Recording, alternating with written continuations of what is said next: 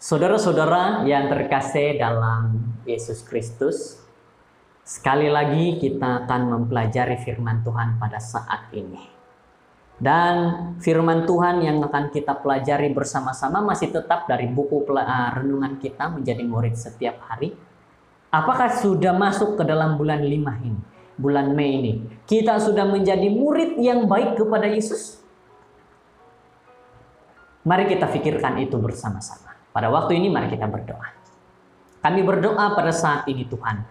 Bantu kami agar kami mengerti firman-Mu ini. Bantu kami agar kami memahami firman-Mu. Jauhkan daripada segala berbahaya. Agar akal pikiran kami dapat berpikir dengan baik dan logik. Terima kasih. Inilah doa kami. Dalam nama-Mu, Yesus Kristus Tuhan Juru Selamat. Amin. Firman Tuhan kita pada saat ini berjudul Yang Lama dan Yang Baru. Dan ayat renungan di dalam Matius 5 ayat 21 dan 22 mengatakan, kami telah mendengar yang difirmankan kepada mereka, kepada nenek moyang kita, jangan membunuh, siapa yang membunuh harus dihukum. Tetapi aku berkata kepadamu, setiap orang yang marah terhadap saudaranya harus dihukum. Saudara-saudara, jalan pemuridan terakhir berakhir dengan Yesus yang memberikan ajarannya tentang makanan rohani. Makna rohani, hukum dalam khotbah di atas bukit. Itulah yang Yesus berikan. Sama seperti yang telah menuntun anak-anak Israel ke Gunung Horeb untuk memberikan mereka 10 hukum 10. Dan sekarang telah mengumpulkan mereka di bawah langit yang terbuka dan untuk mengajar mereka dengan cara-cara kerajaan Tuhan. Jadi saudara-saudara, sama seperti Israel yang pertama yang kebanyakannya jahil tentang hukum-hukum dan disebabkan oleh perhambaan yang lama di Mesir, orang-orang Yahudi pada zaman Yesus telah membenarkan makna rohani yang lebih dalam tentang hukum dikubur di bawah upacara yang banyak dan tidak masuk akal, serta peraturan-peraturan yang tidak bermakna. Nah, oleh karena sudah terlalu lama jauh daripada Tuhan, maka banyaklah peraturan-peraturan yang mereka tidak mau pakai daripada Tuhan. Yang mereka hanya mau pakai adalah peraturan mereka sendiri yang mereka tulis dengan tangan manusia. Itulah yang manusia ingin lakukan. Begitu juga dengan zaman sekarang.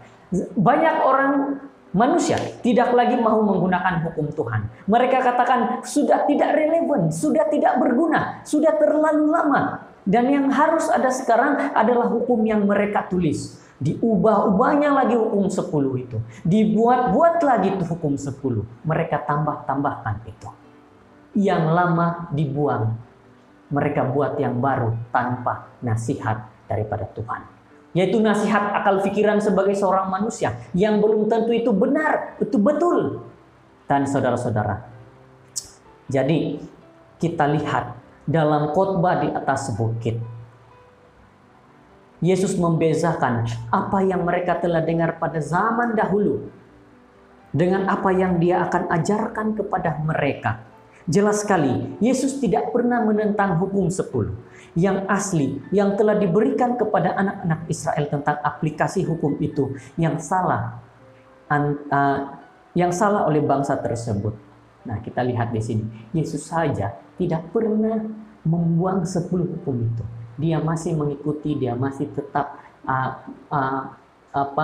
menuruti.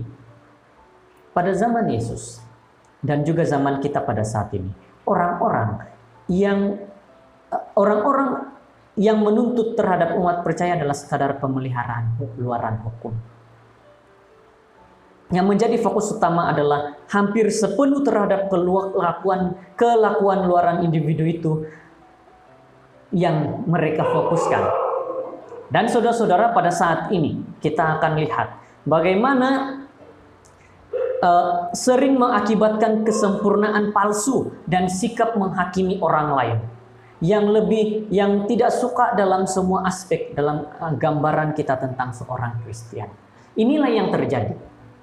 Orang-orang seringkali melakukan kehendak mereka sendiri.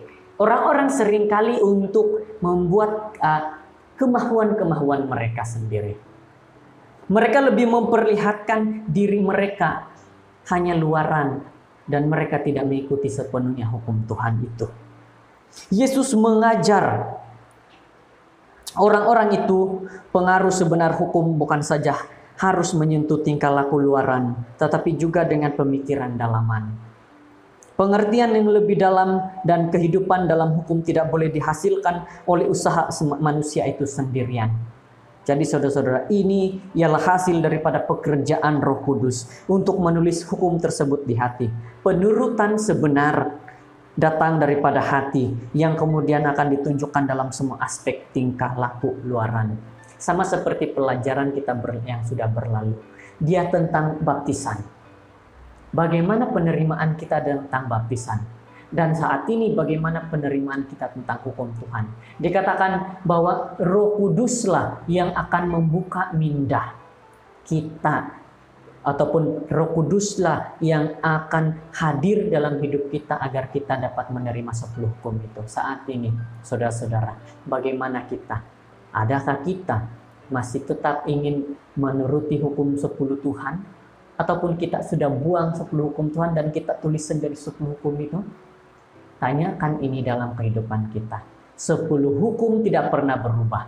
Tetap dari dahulu sehingga sekarang sama. Tuhan tidak pernah mengubahkannya. Semoga firman Tuhan ini menjadi kekuatan bagi diri kita masing-masing. Mari kita berdoa.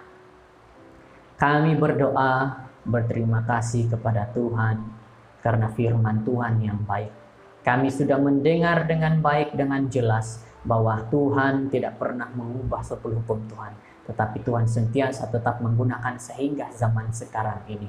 Terima kasih Bapa, peringatan-Mu yang sangat baik kepada kami. Terima kasih Bapa karena Engkau sentiasa terus menyertai kami. Inilah doa kami dalam nama Yesus. Amin.